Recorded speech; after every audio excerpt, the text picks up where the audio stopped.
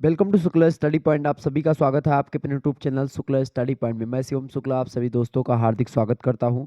आज के वीडियो के माध्यम से हम लोग चर्चा करेंगे मानव मूल्य और पर्यावरण अध्ययन के बारे में, यानी कि human values and environmental studies के बारे में हम लोग चर्चा करेंगे। बीए बीएससी बीकॉम के थर्ड सेमेस्टर में आपको बता दूं को करिकुलर कोर्स के रूप में शामिल होता है मानव मूल्य और पर्यावरण अध्ययन। तो उसी से बनने वाले बहुत ही महत्वपूर्ण लगभग 200 से अधिक ऑब्जेक्टिव टाइप के प्रश्नों के बारे में आज की वीडियो के माध्यम से हम चर्चा करेंगे, जो कि आपकी परीक्षा की दृष्टि से बहुत ही ज़्यादा महत्वपूर्ण है। कल डॉक्टर राम मनोहर लोहिया अवध विश्वविद्यालय की परीक्षा लगी हुई है, उसके लिए बहुत ही हेल्पफुल होगा यह। ठीक है, तो आप सभी लोग इस वीडियो को अंत तक देख लीजिएगा, क्योंकि इस वीडियो के माध्यम से आप बहुत सारे प्रश्नों के बारे में जानने वाले हैं। तीव्र गति से हम आगे बढ़ेंगे और बहुत ही कम समय में मैं आपको बहुत ही ज़्यादा प्रश्नों को बताने का प्रयास करूंगा। इससे पहले कई मॉडल पेपर ऑलरेडी अवेलेबल हैं। 2023 के जितने भी क्वेश्चन पेपर थे उनको मैंने सॉल्व करवा दिया था, तो वो सब प्लेलिस्ट में आपको मिल जाएंगे। ठीक है, अब चलिए मैं प्रश्नों को हल करने का प्रयास करता हूँ और आगे बढ़ता हूँ। पहला प्रश्न आपकी स्क्रीन पर आ चुका है, फटाफट से आप देखेंगे। बहुत ही महत्वपूर्ण प्रश्न है। देखिए, मूल्य व्यक्ति को या सामाजिक अंतःक्रिया, मतलब मूल्य व्यक्तित्व को या सामाजिक अंतःक्रिया की व्यवस्था को संगठित करने में सहायक होता है। यह विचार किसका है? बहुत ही बढ़िया प्रश्न है, बताएं यह विचार किसका है? पीट्रिम सोरोकिन का, पेरेटो का, या फिर जॉनसन का, या स्टेनले हॉल का? करेक्ट आंसर इसका क्या हो जाएगा? तो मूल्य व्यक्तित्व को या सामाजिक अंतःक्रिया की व्यवस्था को संगठित करने में सहायक होता है। ये बात कही थी जॉनसन महोदय ने। ऑप्शन नंबर इसका सी करेक्ट आंसर होगा। आगे देखेंगे अगला क्वेश्चन। निम्न में से कौन नैतिक सकारात्मक मूल्य है? देखिए, नैतिक है यानी कि मोरल एंड पॉजिटिव वैल्यू कौन है इनमें से? अहिंसा, धर्म या शांति? तो आप सभी को पता होगा, अहिंसा, धैर्य और शांति ये तीनों सकारात्मक मूल्य हैं और नैतिक मूल्य हैं। ऑप्शन नंबर इसका डी करेक्ट आंसर हो जाएगा। सकारात्मक नैतिक मूल्य है ये तीनों। अगला प्रश्न है, निम्न में से नकारात्मक मूल्य कौन से हैं? देखिए, हिंसा, कायरता और अन्याय ये सब नकारात्मक मूल्य हैं, निगेटिव वैल्यू हैं। ठीक है, option number D correct answer हो जाएगा। 2023 में और 22 में, मतलब 23 की परीक्षा जो हुई थी 2023 में, उनमें आप देखेंगे तो ये सब प्रश्न लगातार पूछे गए हैं विभिन्न विश्वविद्यालयों में, तो आपकी परीक्षा में भी आ सकते हैं। अगला प्रश्न है, निम्न में से कौन नैतिक सामाजिक मूल्य है? देखिए, मोरल सोशल वैल्यू इनमें से कौन सा है? सच्चाई, ईमानदारी और मैत्री ये तीनों नैतिक सामाजिक मूल्य के अंतर्गत आते हैं, ये बात ध्यान रखेंगे। ऑप्शन नंबर इसका डी करेक्ट आंसर हो जाएगा। डी ऑप्शन ऊपर तो सभी। अगला प्रश्न है, निम्न में से कौन मानव मूल्य में शामिल है? बताएं, मानव मूल्य में कौन शामिल है? नैतिक मूल्य, आध्यात्मिक मूल्य या हिंसा? हिंसा नहीं शामिल है, नैतिक मूल्य और आध्यात्मिक मूल्य ये मानव मूल्य में शामिल है। Option number D correct answer होगा इसका। ए और बी दोनों सही होगा। आगे देखिएगा अगला प्रश्न, निम्न में से कौन नैतिक मूल्य है? नैतिक मूल्य इनमें से कौन सा है भाई? फटाफट से आप बताएंगे। देखिए, न्याय, ईमानदारी ये दोनों आपके नैतिक मूल्य हैं, अन्याय आपका अनैतिक मूल्य है या नकारात्मक मूल्य के अंतर्गत आप अन्याय को रख सकते हैं। न्याय और ईमानदारी ये सब कैसे हैं? मोरल वैल्यू है, नैतिक मूल्य है। ऑप्शन नंबर डी लगा देंगे। ए और बी दोनों करेक्ट आंसर होगा। अगला प्रश्न है, निम्न में से कौन आध्यात्मिक मूल्य है? कौन आध्यात्मिक मूल्य है? देखिए, शांति की अगर बात करें तो शांति ये भी आपका आध्यात्मिक मूल्य है। प्रेम भी आध्यात्मिक मूल्य के अंतर्गत आता है और अहिंसा भी आती है, यानी ये सब आध्यात्मिक मूल्य है। प्रेम, शांति और अहिंसा। ऑप्शन नंबर इसका डी करेक्ट आंसर हो जाएगा, उपयुक्त तो सभी। अगला प्रश्न, निम्न में से कौन भौतिक मूल्य है? बताएं, भौतिक मूल्य नहीं है पूछा गया है। तो देखिए, भौतिक मूल्य में आपका देखें, भोजन, मकान, वस्त्र ये सब आपके भौतिक मूल्य होते हैं। ठीक है, जबकि दया जो है ये आपका भौतिक मूल्य नहीं है, ये दया आपका नैतिक मूल्य के अंतर्गत आ सकता है। ठीक है, क्लियर, ध्यान रखेंगे इस बात को। तो सी ऑप्शन, दया जो है ये भौतिक मूल्य नहीं है। अगला प्रश्न, निम्न में से कौन मनोवैज्ञानिक मूल्य नहीं है? मनोवैज्ञानिक मूल्य में आप देखेंगे, अच्छा, दया, प्रेम और करुणा ये आपका मनोवैज्ञानिक मूल्य भी है। अच्छा, दया, करुणा, प्रेम को आप सकारात्मक मूल्य भी कह सकते हैं। आप इसको सकारात्मक मूल्य के अलावा आप इसको नैतिक मूल्य के अंतर्गत भी कहीं कहीं ना कहीं पे रख सकते हैं, क्योंकि नैतिकता भी ये सिखाती कि सबसे प्रेम करना चाहिए, करुणा का भाव रखना चाहिए, दया का भाव रखना चाहिए सबके प्रति। और ये एक मनोवैज्ञानिक मूल्य होता है प्रेम, चूंकि आप देखेंगे इमोशन से जुड़ा हुआ है प्रेम आपका, यानी लव इमोशन होता है। दया की फीलिंग जो होती है ये भी इमोशन है, और करुणा की फीलिंग ये भी इमोशन है। तो दान जो होता है ये एक आध्यात्मिक मूल्य है, मनोवैज्ञानिक मूल्य नहीं है। ऑप्शन नंबर इसका बी करेक्ट आंसर हो जाएगा। नेक्स्ट क्वेश्चन आपकी स्क्रीन पर आ चुका है, इंपॉर्टेंट प्रश्न है परीक्षा की दृष्टि से आपके देखेंगे। प्रश्न आपकी स्क्रीन पर आ चुका है। इंपॉर्टेंट प्रश्न क्या है बताइए। पारकर के शब्दों में प्रश्न क्या पूछा गया आपसे, पारकर के शब्दों में बताइए, पारकर के बाद मूल्यों में मतलब कि पारकर ने बाद में मूल्यों को कितने भागों में बांटा, चूंकि इससे पहले पारकर महोदय ने मूल्यों को कितने भागों में बांटा था। पारकर महोदय की अगर बात की जाए तो इन्होंने मूल्यों को पहले जो है कितने भागों में बांटा था। पारकर महोदय ने पहले मूल्यों को कितने भागों में बांटा था भाई, पहले उन्होंने पारकर ने मूल्यों को मतलब कि उन्होंने पहले मूल्यों को 5-6 भागों में बांटा था, जिसमें आपका प्रेम था, प्रेम, कला, स्वास्थ्य, ज्ञान, विवेक, सुख, महत्वाकांक्षा, कार्यकुशलता, खेल, धर्म, ये सब उन्होंने मूल्य बताए थे। किसने, पारकर महोदय ने। लेकिन बाद में इन्होंने क्या किया, पारकर महोदय ने केवल 2 प्रकार के मूल्यों को बांटा, उसी में इन सभी को समाहित कर दिया। तो ऑप्शन नंबर इसका बी करेक्ट आंसर। कौन कौन से मूल्य हैं, पारकर ने मूल्यों को किन 2 भागों में बांटा है, तो एक क्रियात्मक मूल्य के अंतर्गत आते हैं और एक कल्पनात्मक मूल्य। ये 2 मूल्य उन्होंने बताए, किसने, पारकर महोदय ने। इससे पहले पारकर महोदय ने कितने मूल्य बताए थे, बहुत सारे मूल्यों के बारे में बताया था उन्होंने। जैसे प्रेम भी एक मूल्य बताया था, प्रेम, कला, स्वास्थ्य, कार्यकुशलता, खेल, धर्म, ज्ञान, विवेक, सुख, महत्वाकांक्षा, ये सब पारकर महोदय ने बताया था। लेकिन बाद में पारकर महोदय ने 2 मूल आधार बताए कि इन दोनों प्रकार में ही सारे शामिल हो जाते हैं मूल्य। एक क्रियात्मक मूल्य होता है और एक कल्पनात्मक मूल्य होता है। तो आप सी लगा देंगे, ऑप्शन ए और बी दोनों करेक्ट आंसर हो जाएगा। आगे देखिएगा अगला प्रश्न, वह मूल्य जो वातावरण से समायोजन और उसके मध्य अंतःक्रिया हेतु आवश्यक होते हैं, वह मूल्य क्या कहलाते हैं। तो वह मूल्य जो वातावरण से समायोजन और उसके बीच अंतःक्रिया के लिए आवश्यक होते हैं, ऐसे मूल्यों को हम क्रियात्मक मूल्य कहते हैं। ऑप्शन नंबर इसका ए करेक्ट आंसर हो जाएगा। अगला प्रश्न है, कल्पनात्मक मूल्य संबंधित होते हैं समायोजन से, मस्तिष्क से, अभिव्यक्ति से या रचनात्मकता से। तो कल्पनात्मक मूल्य जो होते हैं आपके मस्तिष्क से रिलेटेड होते हैं। ऑप्शन नंबर इसका बी करेक्ट आंसर होगा। अगला प्रश्न, कल्पनात्मक मूल्य किससे संबंधित होते हैं, तो कल्पनात्मक मूल्य आपके खेल और कला की रचनात्मकता से। बिल्कुल करेक्ट आंसर क्या हो जाएगा, ऑप्शन नंबर इसका खेल और कल्पनात्मकता मतलब खेल व कला की रचनात्मकता से संबंधित होते हैं कलात्मक मूल्य, और संतोष और धर्म से भी। ऑप्शन नंबर इसका सी लगा देंगे, ए और बी दोनों करेक्ट आंसर होगा। अगला प्रश्न, प्रोफेसर पीएस नायडू ने मूल्यों को कितने भागों में बांटा। तो प्रोफेसर पीएस नायडू ने मूल्यों को 6 भागों में बांटा है। कितने भागों में, 6 भागों में। कौन कौन से 6 भाग हैं, देखें अगला प्रश्न उसी की व्याख्या कर रहा है। प्रोफेसर पीएस नायडू की अगर बात करें, उन्होंने 6 मूल्य बताए हैं। पहला है आर्थिक मूल्य, दूसरा है शारीरिक मूल्य, तीसरा है सामाजिक मूल्य, चौथा है मनोवैज्ञानिक मूल्य, पांचवा है दार्शनिक मूल्य और छठवां है आध्यात्मिक मूल्य। यानी कि लगा देंगे ये सभी उपरोक्त सभी मूल्य बताए हैं प्रोफेसर पीएस नायडू ने। इसका डी ऑप्शन इसका करेक्ट आंसर हो जाएगा। आगे देखेंगे, संस्कृत व्याकरण की स्रोत पाणिनि की अष्टाध्यायी में मूल शब्द को कितनी बार व्याख्यायित किया गया है। फटाफट से आप बताएं, करेक्ट आंसर क्या हो जाएगा। प्रश्न आपसे पूछा गया है, संस्कृत व्याकरण की स्रोत पाणिनि, मतलब कि संस्कृत व्याकरण का जो स्रोत है वो है पाणिनि की अष्टाध्यायी। पाणिनि एक ऋषि हैं, विद्वान आदमी है। तो पाणिनि की रचना है अष्टाध्यायी। अष्टाध्यायी संस्कृत व्याकरण का एक प्राचीनतम स्रोत है। तो उसमें मूल शब्द जो है, मूल नहीं मूल्य शब्द को कितने बार व्याख्यायित किया गया है, तो मूल्य शब्द को उसमें 2 बार व्याख्यायित किया गया। ऑप्शन नंबर इसका आ करेक्ट आंसर हो जाएगा। अच्छा, मूल्य के लिए अंग्रेजी भाषा के किस शब्द का प्रयोग किया जाता है, तो मूल्य शब्द के लिए अंग्रेजी भाषा का ये वाला शब्द यानी कि VALU वैल्यू शब्द का प्रयोग करते हैं। अंग्रेजी का वैल्यू शब्द बताएं। वैल्यू शब्द की अगर बात करें तो वैल्यू शब्द जो बना हुआ है ये किस शब्द से बना हुआ है, वैलियर शब्द से बना हुआ है। VALERE,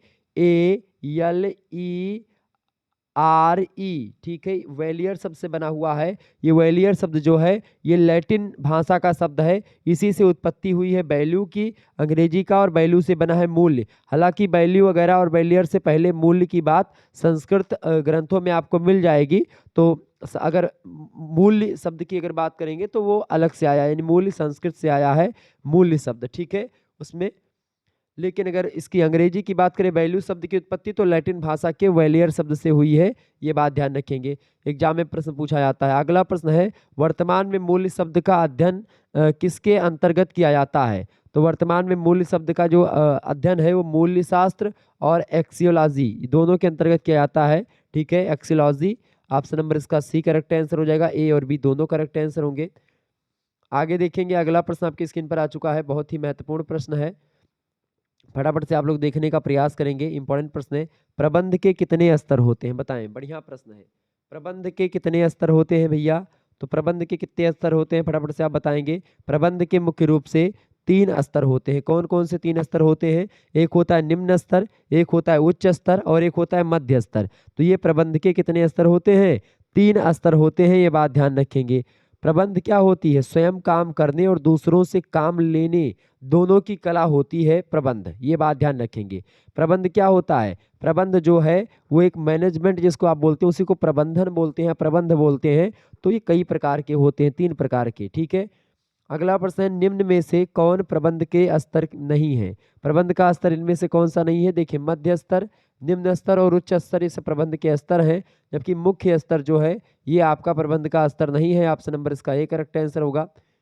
अगला प्रश्न है, भारत में राष्ट्रीय सुरक्षा साइबर राष्ट्रीय साइबर सुरक्षा नीति किस वर्ष अस्तित्व में आई? बताइए। भारत में राष्ट्रीय साइबर सुरक्षा नीति किस वर्ष अस्तित्व में आई? तो 2013 में आई थी। ऑप्शन नंबर इसका डी करेक्ट आंसर हो जाएगा। बहुत ही इंपॉर्टेंट प्रश्न है, परीक्षा के लिए ध्यान रखेंगे, पिछली बार पूछा गया था। अगला प्रश्न है, प्रबंध का सार है। प्रबंध का सार क्या है? समन्वय, स्टाफिंग या संगठन या इनमें से कोई नहीं। तो इसका करेक्ट आंसर क्या हो जाएगा? इसका करेक्ट आंसर प्रबंध का सार क्या है? समन्वय जो होता है वो प्रबंध का सार होता है। ऑप्शन नंबर इसका ए करेक्ट आंसर हो जाएगा। समन्वय क्या होता है? समन्वय प्रबंध का सार होता है, ये बात ध्यान रखेंगे। अगर प्रबंधन में समन्वय नहीं हुआ, तालमेल नहीं हुआ, तो प्रबंधन ठीक तरीके से आगे नहीं बढ़ेगा। इसीलिए प्रबंधन का सार क्या है? समन्वय होता है। ऑप्शन नंबर इसका ए करेक्ट आंसर होगा। अगला प्रश्न है, प्रबंध का उत्तरदायित्व या प्रबंध उत्तरदायित्व का हस्तांतरण या हस्तांतरण, मतलब हस्तांतरण ही होगा। तो प्रबंध उत्तरदायित्व का हस्तांतरण है, क्योंकि इसमें मशीन शामिल है। बिल्कुल बी ऑप्शन इसका करेक्ट आंसर होगा। आगे देखेंगे, उच्च स्तरीय प्रबंधक नियोजन पर अपने समय का भाग व्यय करता है। कितना % भाग व्यय करता है? उच्च स्तरीय प्रबंधक नियोजन पर अपने समय का भाग कितना व्यय करता है? लगभग 35% व्यय करता है। Option number A correct answer होगा इसका। अगला प्रश्न है, भारत में प्रबंधक है आवश्यक प्रबंध आवश्यक है भारत में कि अनावश्यक है, कि दोनों है या इनमें से कोई नहीं है? तो भारत में प्रबंध जो है आवश्यक है। हर एक देश में प्रबंध आवश्यक होता है। ऑप्शन नंबर इसका ए करेक्ट आंसर होगा। आगे देखिएगा, अगला प्रश्न है, स्वामी विवेकानंद का पूर्ववर्ती नाम क्या था? फटाफट से आप बताएंगे। स्वामी विवेकानंद का पूर्ववर्ती नाम, यानी उनके बचपन का नाम पूछ रहा है, तो उनके बचपन का नाम था सुरेंद्र नाथ दत्त। उनके बचपन का क्या नाम था? सॉरी, नरेंद्र नाथ दत्त उनके बचपन का नाम था। Narendra Nath Datta option number B correct answer हो जाएगा। स्वामी विवेकानंद जी के बचपन का नाम क्या था? नरेंद्र नाथ दत्त। स्वामी विवेकानंद जी के पिताजी का क्या नाम था? विश्वनाथ दत्त उनके पिताजी का नाम था, ठीक है। उनकी माता जी का नाम था भुवनेश्वरी। जो इनके पिताजी थे विश्वनाथ दत्त जी, वो कलकत्ता हाई कोर्ट में वकील थे, ये बात भी ध्यान रखेंगे। ओके, आगे बढ़ते हैं। अगला प्रश्न आपकी स्क्रीन पर आ चुका है, स्वामी विवेकानंद के संबंध में इनमें से कौन सा कथन सही है? स्वामी जी के पिता एक विख्यात अध्यापक थे। नहीं, अध्यापक नहीं थे, वकील थे, तो गलत हो गया ये। अगला प्रश्न है, स्वामी जी के दादाजी ने 25 वर्ष की उम्र में संन्यास ले लिया था। बिल्कुल संन्यास ले लिया था उन्होंने, ठीक है। स्वामी जी के पूर्वज बहुत गरीब और पढ़े लिखे नहीं थे, पढ़े लिखे थे और थोड़ा सा वकील थे इनके पिताजी। स्वामी जी के दादाजी अच्छे संगीतज्ञ थे। नहीं, वो अब एक संन्यास ले लिए थे उन्होंने। अध्यापक थे, संस्कृत और फारसी के बड़े जबरदस्त विद्वान रहे इनके दादाजी। इनके दादाजी का क्या नाम था भाई? अगर पूछे आपसे प्रश्न, तो इनके दादाजी का नाम था दुर्गा दत्त, ठीक है, ये बात ध्यान रखेंगे। दुर्गा दत्त इनके दादाजी का नाम था। इनके पिताजी का नाम था विश्वनाथ दत्त, माताजी का भुवनेश्वरी, ठीक है। और इनके पिताजी कलकत्ता हाई कोर्ट में वकील थे, ये बात भी ध्यान रखेंगे। तो इसका बी ऑप्शन करेक्ट आंसर हो जाएगा। उनके दादाजी ने 25 वर्ष पर संन्यास ले लिया था। आगे देखेंगे, अगला प्रश्न आपकी स्क्रीन पर बहुत ही महत्वपूर्ण है, स्वामी विवेकानंद जी के जन्म की तारीख निम्न में से क्या है? देखिए, 12 जनवरी उनकी जन्म तिथि है। 1863 में उनका जन्म हुआ था, ये बात ध्यान रखेंगे। 1863 में उनका जन्म हुआ था। और उसके आप देखेंगे 12 जनवरी 1863 में जन्म होता है, और आप देखेंगे 1893, लगभग कितना साल हो गया? 639, लगभग कितने साल हो गए आपके? 30 से 33 साल की उम्र में वो गए थे कहाँ पर? शिकागो में गए थे। किस डेट को गए थे शिकागो में? 11 सितंबर का डेट था, वो बात ध्यान रखेंगे, बहुत इंपॉर्टेंट दिन है। विश्व धर्म संसद का आयोजन हुआ था सितंबर में शिकागो शहर में, अमेरिका के, वहां पर गए थे 11 सितंबर की डेट को 1893 ईस्वी में। 1893 में उन्होंने क्या किया था? भाषण दिया था वहां पर, और बहुत ज़्यादा प्रभावित किया था लोगों को, ठीक है, ये बात ध्यान रखेंगे। कहाँ पर जन्म, स्वामी जी का जन्म किस राज्य में हुआ था? तो कोलकाता में हुआ था, ये बात ध्यान रखेंगे, ठीक है। मात्र 39 वर्ष की अवस्था में इनका देहांत हो जाता है, स्वामी विवेकानंद जी का। और इनका जो देहांत हुआ था, इनकी मृत्यु हुई थी 4 जुलाई की डेट थी उस दिन, 4 जुलाई 1902 ईस्वी में इनकी मृत्यु हो जाती है, ये बात ध्यान रखेंगे।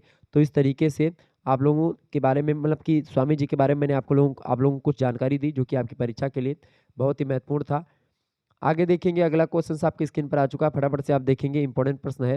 देखिए, प्रदूषण निवारण के लिए, प्रश्न बढ़िया है, बताएं, प्रदूषण निवारण के लिए राष्ट्रीय प्रदूषण निवारण के लिए राष्ट्रीय पुरस्कार किस वर्ष प्रारंभ किया गया? प्रदूषण निवारण के लिए राष्ट्रीय पुरस्कार जो प्रारंभ किया गया, वो किस वर्ष प्रारंभ किया गया था? तो 1992 से प्रारंभ किया गया है। ऑप्शन नंबर इसका घ करेक्ट आंसर होगा। अगला प्रश्न, डॉक्टर जलीम अली, यहाँ पर कर ले, जलीम अली राष्ट्रीय वन्य जीवन पुरस्कार किस क्षेत्र में प्रदान किया जाता है? तो डॉक्टर जलीम अली राष्ट्रीय वन्य जीव पुरस्कार जो दिया जाता है, वो वन्य जीव संरक्षण के लिए दिया जाता है। ऑप्शन नंबर इसका का करेक्ट आंसर हो जाएगा। बहुत ही महत्वपूर्ण प्रश्न है, परीक्षा में पूछे जाने वाला प्रश्न है। अगला प्रश्न है, राजीव गांधी वन्य जीव संरक्षण पुरस्कार किसको प्रदान किया जाता है? बताइएगा। राजीव गांधी वन्य जीव संरक्षण पुरस्कार जो दिया जाता है, वन्य जीव संरक्षण के लिए जो व्यक्ति होते हैं उनको दिया जाता है, यानी कि ऐसे व्यक्ति जो वन्य जीव संरक्षण करते हो उनको ये पुरस्कार दिया जाता है। ऑप्शन नंबर घ करेक्ट आंसर होगा। अगला प्रश्न, मनोबल मतलब मनोबल नहीं, यहाँ पर ग्लोबल कर लेंगे, ठीक है। ग्लोबल 5000 पुरस्कार किसके द्वारा दिया जाता है? बताइए, यूनेप के द्वारा, यूएनएनपी के द्वारा, आईसीसीयू के द्वारा या आईसीयूएन के द्वारा? बताएं।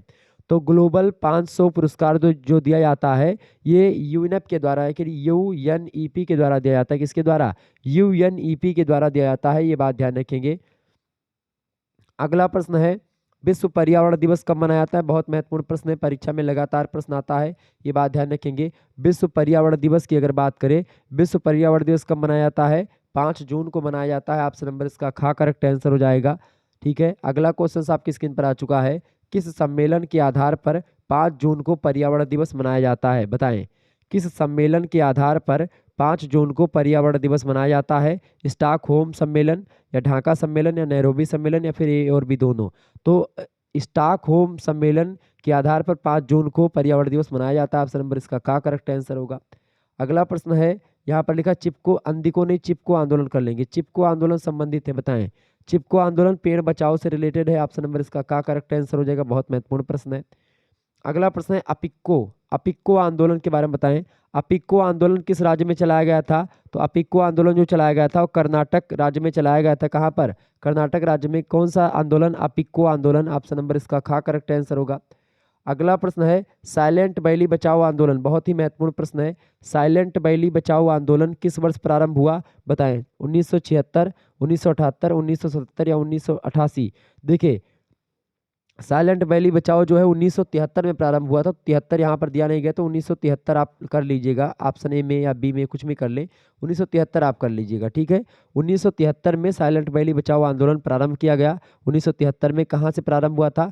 केरल राज्य से प्रारंभ हुआ था। केरल राज्य का एक जिला पड़ता है, उसका नाम है पलक्कड़, ठीक है।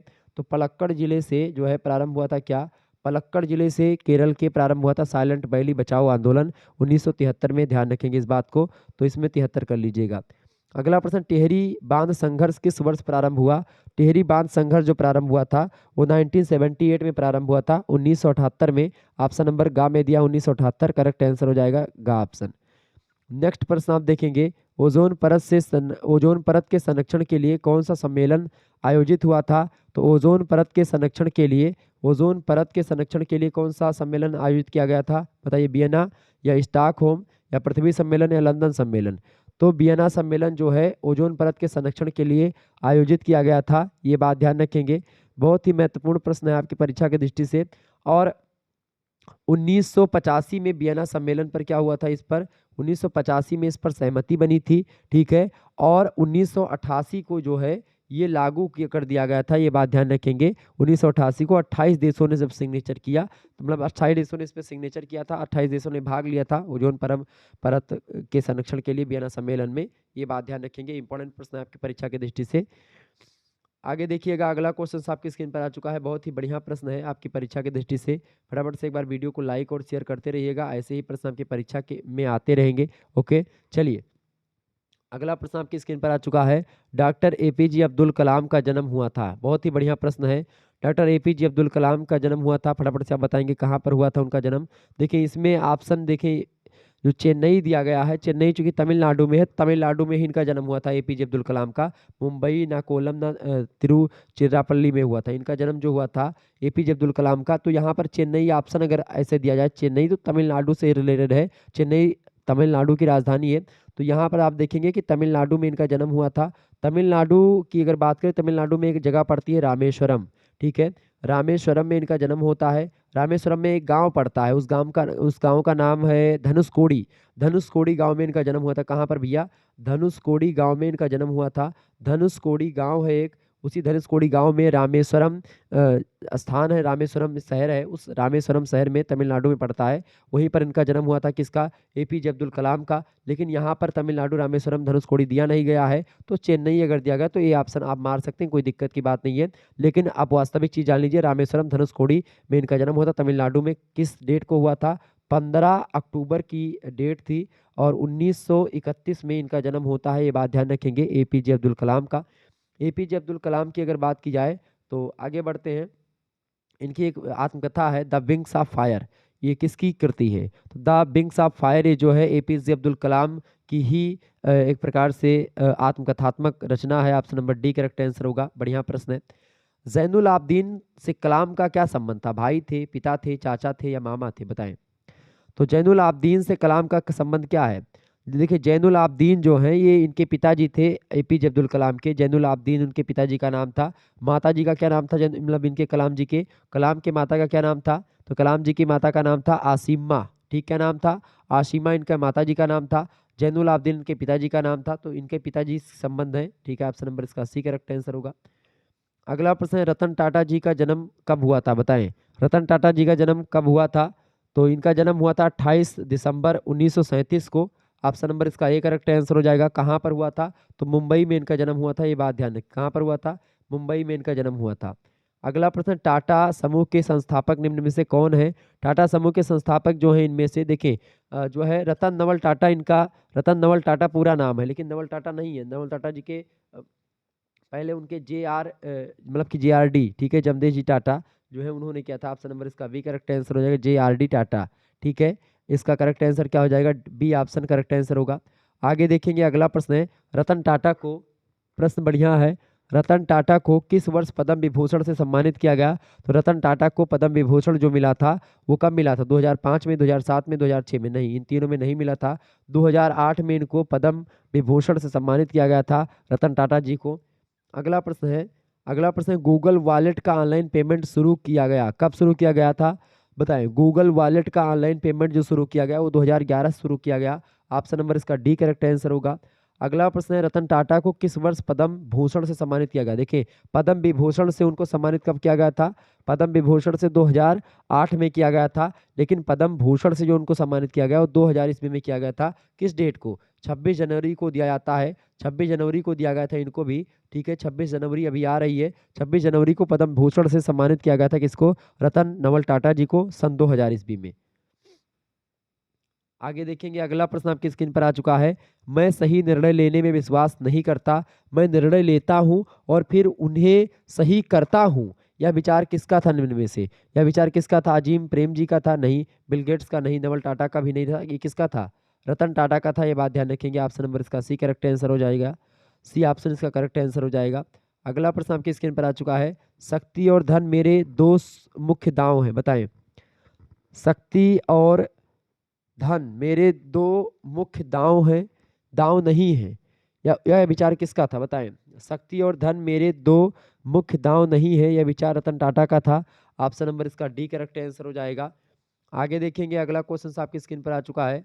फटाफट से आप देखेंगे, इंपॉर्टेंट प्रश्न परीक्षा की दृष्टि से आपके। शेयर कर दीजिएगा सभी लोग फटाफट से वीडियो को। देखिए प्रश्न आ चुका है, बताइए प्रश्न क्या है? जीवित अंग का अध्ययन पर्यावरण के साथ किसके रूप में किया जाता है? बढ़िया प्रश्न है, बताएं। जीवित अंग का अध्ययन पर्यावरण के साथ पारिस्थितिकी तंत्र का अध्ययन किया जाता है। ऑप्शन नंबर इसका का करेक्ट आंसर हो जाएगा। पारिस्थितिकी तंत्र कहा जाता है उसको। ठीक है, अगला प्रश्न है, वन्य संरक्षण अधिनियम जो 1980 में बना था वो कब लागू हुआ बताएं। वो 25 अक्टूबर 1980 को लागू हुआ था। ऑप्शन नंबर इसका घ करेक्ट आंसर होगा। अगला क्वेश्चन आपकी स्क्रीन पर आ चुका। पर्यावरण एक संयुक्त अवस्था है। पर्यावरण एक संयुक्त अवस्था है बताएं। जैविक कारकों की या भौतिक कारकों की या अजैविक कारकों की। तो जैविक, भौतिक और अजैविक। जैविक माने जीवित प्राणी, अजैविक माने जो निर्जीव चीजें हैं, और भौतिक जो होते हैं वो भी एक प्रकार से अजैविक प्राणी ही होते हैं, अजैविक कारक होते हैं। तो पर्यावरण जो है जैविक, भौतिक और अजैविक, ये इन तीनों की संयुक्त अवस्था होती है। ऑप्शन नंबर घ करेक्ट आंसर हो जाएगा, उपयुक्त सभी।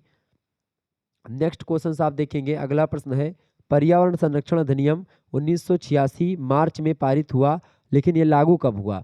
तो मार्च में पारित हुआ था, ठीक है। प्रश्न पूछा गया है, पर्यावरण संरक्षण अधिनियम 1986 मार्च में पारित हुआ, लेकिन ये लागू कब हुआ। ये लागू हुआ था 19 नवंबर 1986 को। ऑप्शन नंबर इसका घ करेक्ट आंसर हो जाएगा। घ option is right answer. Next प्रश्न आपकी स्क्रीन पर आ चुका है। निम्नलिखित में से कौन एक प्राकृतिक प्रदूषण नहीं है। देखिए प्राकृतिक प्रदूषण इनमें से कौन सा नहीं है। देखिए ये प्रश्न थोड़ा सा गड़बड़ इसलिए है क्योंकि यहाँ पर देखेंगे निम्नलिखित में से कौन सी प्राकृतिक आपदा नहीं है। ऐसे कर लें, प्राकृतिक आपदा नहीं है तो आपदा प्राकृतिक कौन सी नहीं है। देखिए प्राकृतिक आपदा की अगर बात की जाए तो वायु प्रदूषण जो है प्राकृतिक आपदा नहीं है। ये मनुष्य के द्वारा वायु को प्रदूषित किया जाता है। मनुष्य के द्वारा जब प्रतिकूल प्रभाव पर्यावरण पर डाला जाता है तो वायु प्रदूषण होता है। चक्रवात, बाढ़ और भूकंप, ये तीनों जो हैं ये प्राकृतिक आपदा है। ये बात ध्यान रखेंगे। ये आपसे पूछा सकता था कि निम्नलिखित में से कौन एक प्राकृतिक प्रदूषण, मतलब कि एक प्रदूषण है, तो आपसे बोलता कि वायु प्रदूषण एक प्रदूषण है। तो इसका कुल मिलाकर के प्रश्न थोड़ा सा आप चेंज कर लेंगे। ये प्रश्न थोड़ा सा इसमें मिसप्रिंट है। अगला प्रश्न आप देखेंगे, पर्यावरण क्षरण का क्या अर्थ है बताएं। पर्यावरण क्षरण का क्या मतलब होता है। पर्यावरणीय विशेषताओं का समग्र क्षरण होना, मानवीय गतिविधियों के द्वारा लाए गए परिवर्तन, मतलब प्रतिकूल परिवर्तन। तो दोनों पर्यावरण के क्षरण का अर्थ हो सकते हैं। पारिस्थितिकी विविधता के कारण से पारिस्थितिकी असंतुलन, ये तीनों जो है पर्यावरण का अर्थ हो सकता है। ऑप्शन नंबर इसका घ करेक्ट आंसर हो जाएगा, उपयुक्त सभी। नेक्स्ट क्वेश्चन आपकी स्क्रीन पर आ चुका है, फटाफट से आप देखेंगे। अगला प्रश्न है, रियो शिखर सम्मेलन, पृथ्वी शिखर सम्मेलन वर्ष, मतलब कि किस वर्ष आयोजित किया गया था बताएं। रियो शिखर सम्मेलन, जिसको पृथ्वी शिखर सम्मेलन के नाम से भी जानते हैं, वो किस वर्ष आयोजित किया गया था। तो 1992 में आयोजित किया गया था। किस डेट को, 3 तारीख से लेकर के 14 जून, 3 जून से लेकर के 14 जून 1992 ईस्वी में। ब्राजील का एक शहर है Rio de Janeiro, Rio de Janeiro में ये पृथ्वी शिखर सम्मेलन हुआ था। इसको रियो शिखर सम्मेलन इसलिए कहते हैं क्योंकि रियो डी जेनेरियो नाम के शहर में हुआ था, जो कि ब्राजील का एक शहर है, ठीक है। 3 से 14 जून के बीच में सम्मेलन हुआ था। क्लियर। आगे देखेंगे, सतत विकास को पहली बार परिभाषित किया गया था। सतत विकास को पहली बार कब परिभाषित किया गया था। तो ब्रंट लैंड रिपोर्ट में मतलब कि प्रस्तावित किया गया था। 1987 में आई थी ये रिपोर्ट, ठीक है। ऑप्शन नंबर इसका का करेक्ट आंसर हो जाएगा। अगला प्रश्न है, जैव विविधता, जैव विविधता पर संयुक्त राष्ट्र सम्मेलन 1992 कब लागू हुआ। तो जैव विविधता पर संयुक्त राष्ट्र सम्मेलन 1992 में जो हुआ था वो कब लागू हुआ। वो लागू हुआ था 29 दिसंबर 1993 को। ऑप्शन नंबर इसका घ करेक्ट आंसर होगा। अगला प्रश्न, निम्नलिखित में से कौन सा पौधा ओजोन प्रदूषण के संकेतक के रूप में सहायता करता है। बहुत महत्वपूर्ण प्रश्न, परीक्षा में प्रश्न आया हुआ है। देखिए तंबाकू जो है, वो तंबाकू जो है ये ओजोन प्रदूषण के संकेतक के रूप में सहायता करता है। निकोटियामा टैबेकम ये तंबाकू का नाम है, ठीक है। ये रासायनिक नाम है इसका। तो यही पौधा है। ऑप्शन नंबर इसका खा करेक्ट आंसर होगा। अगला प्रश्न है, वायु गुणवत्ता सूचकांकों की श्रेणी का मानव स्वास्थ्य पर सबसे गंभीर प्रभाव पड़ता है। तो ईयर क्वालिटी इंडेक्स AQI एक मतलब बहुत आता है, टर्म आता है इसमें। AQI का मतलब क्या होता है, ईयर क्वालिटी इंडेक्स। इसी को हिंदी में वायु गुणवत्ता सूचकांक कहा जाता है। ये बात ध्यान रखेंगे। तो वायु गुणवत्ता सूचकांक की अगर बात की जाए तो अगर 0 से लेकर के 50 तक AQI लेवल होता है तो सबसे अच्छा माना जाता है। लेकिन 51 से लेकर के अगर 100 के बीच में है तो संतोषजनक कहा जाता है। और अगर 101 से लेकर के 200 के बीच में एक ये वायु लेवल है तो वो मध्यम होता है। अगर 201 से लेकर के आपका 300 होता है तो ये इसका मतलब है एयर क्वालिटी इंडेक्स जो है वो क्या है, वो खराब है, ठीक है। इसके अलावा अगर 301 से लेकर के आपका 400 के बीच में एयर क्वालिटी इंडेक्स आता है, इसका मतलब है बहुत खराब स्थिति है, ठीक है। लेकिन अगर 400 से 1 से लेकर के और 500 के बीच में अगर एयर क्वालिटी इंडेक्स आता है, इसका मतलब है गंभीर स्थिति है वायु की, ठीक है। बहुत ज़्यादा खराब स्थिति, मतलब गंभीर स्थिति में आ गई है वायु। क्लियर। तो यहाँ पर पूछा क्या गया है, वायु गुणवत्ता सूचकांक को किस श्रेणी का मानव स्वास्थ्य पर गंभीर प्रभाव पड़ता। तो गंभीर प्रभाव पड़ सकता है किसमें, गंभीर प्रभाव 400 से 1 से लेकर के 500 के बीच में, ठीक है। 401 से लेकर के 500 भी, इस भी मतलब कि 500 air quality index. Option number इसका खा करेक्ट आंसर हो जाएगा, बी ऑप्शन। आगे देखेंगे, अगला क्वेश्चन आपकी स्क्रीन पर आ चुका है, फटाफट से आप देखने का प्रयास करेंगे। बहुत ही महत्वपूर्ण प्रश्नों को मैं आपके समक्ष ला रहा हूं। आप लोग बड़े आसानी से इन प्रश्नों को समझ पा रहे होंगे। समझते हैं कि भाई ये प्रश्न का उत्तर क्या होगा। बताइए, प्रश्न आ चुका है, बिल गेट्स का जन्म कहाँ हुआ था, बताएं। बिल गेट्स का जन्म कहाँ पर हुआ था। तो वाशिंगटन डीसी में इनका जन्म हुआ था। वाशिंगटन में इनका जन्म हुआ था। कहाँ पर हुआ था, वाशिंगटन के एक शहर है। कहाँ का शहर है, अमेरिका का शहर है, ये बात ध्यान रखेंगे। आगे देखेंगे, अगला क्वेश्चन है, बिल गेट्स का जन्म कब हुआ था। तो बिल गेट्स का जन्म हुआ था 28 अक्टूबर 1955 को, बिल्कुल ठीक बात है। आगे देखेंगे, प्रश्न परीक्षा में पूछा गया था। अगला प्रश्न, बिल गेट्स का जन्म किस देश में हुआ है। अमेरिका में इनका जन्म हुआ था बिल गेट्स का। Option number C correct answer होगा। अगला प्रश्न, बिल गेट्स ने किस वर्ष माइक्रोसॉफ्ट का सीईओ पद छोड़ दिया था। तो इन्होंने जो चीफ एग्जीक्यूटिव ऑफिसर का जो पद था, माइक्रोसॉफ्ट के ये संस्थापक हैं, कौन, बिल गेट्स। इन्होंने अपनी मतलब कि जो पद छोड़ दिया था 2000 ईस्वी में, इन्होंने पद छोड़ दिया था बिल गेट्स ने, सीईओ का पद छोड़ दिया था माइक्रोसॉफ्ट के, ठीक है। ऑप्शन नंबर इसका ये करेक्ट आंसर होगा। अगला प्रश्न आपकी स्क्रीन पर आ चुका है।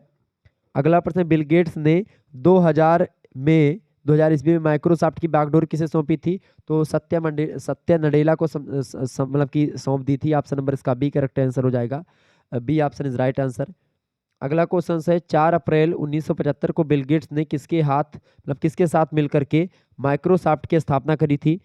तो 4 अप्रैल 1975 को बिल गेट्स ने पॉल एलन के साथ मिलकर के माइक्रोसॉफ्ट की स्थापना करी थी। Paul Allen is right answer, C option correct answer होगा। अगला प्रश्न है, बिल गेट्स का प्रिय खेल। देखिए, पिकेल बॉल, गोल्फ और ब्रिज, ये तीनों खेल ये बिल गेट्स की खेल है प्रिय। Option number D correct answer होगा इसका। अगला प्रश्न है, बिल गेट्स ने किस वर्ष माइक्रोसॉफ्ट को पूरी तरह छोड़ दिया। तो बिल गेट्स ने माइक्रोसॉफ्ट को पूरी तरह से छोड़ दिया था 2008 में। ऑप्शन नंबर इसका डी करेक्ट आंसर होगा। अगला प्रश्न है, किस वर्ष बिल गेट्स ने माइक्रोसॉफ्ट के बोर्ड ऑफ डायरेक्टर की सदस्यता भी छोड़ दी थी। तो किस वर्ष छोड़ दी, 2020 में, मार्च 2020 में उन्होंने जो बोर्ड ऑफ डायरेक्टर होते हैं उनकी सदस्यता जो है वो भी छोड़ दी। Option number A correct answer होगा।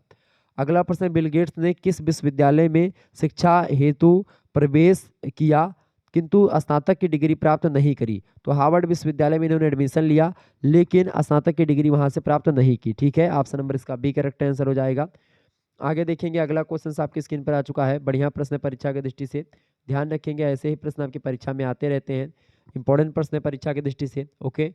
प्रश्न है, किस सम्मेलन के दौरान संयुक्त राष्ट्र पर्यावरण कार्यक्रम, जिसको आप UNEP बोलते हैं, ठीक है, इसका फुल फॉर्म क्या होता है, United Nations environment programme. United Nations environmental programme या इन्वायरमेंट प्रोग्राम, इसका सम्मेलन जो हुआ था, बताएं कहाँ पर हुआ था। बढ़िया प्रश्न आपकी परीक्षा की दृष्टि से। प्रश्न क्या पूछा गया आपसे, प्रश्न पूछा गया किस सम्मेलन के दौरान जो है किस सम्मेलन के दौरान संयुक्त राष्ट्र पर्यावरण कार्यक्रम जो हुआ था वो संपन्न हुआ था। बताएं फटाफट से, करेक्ट आंसर इसका क्या हो जाएगा। इंपॉर्टेंट प्रश्न है आपकी परीक्षा की दृष्टि से, बताइएगा किस सम्मेलन के दौरान हुआ था।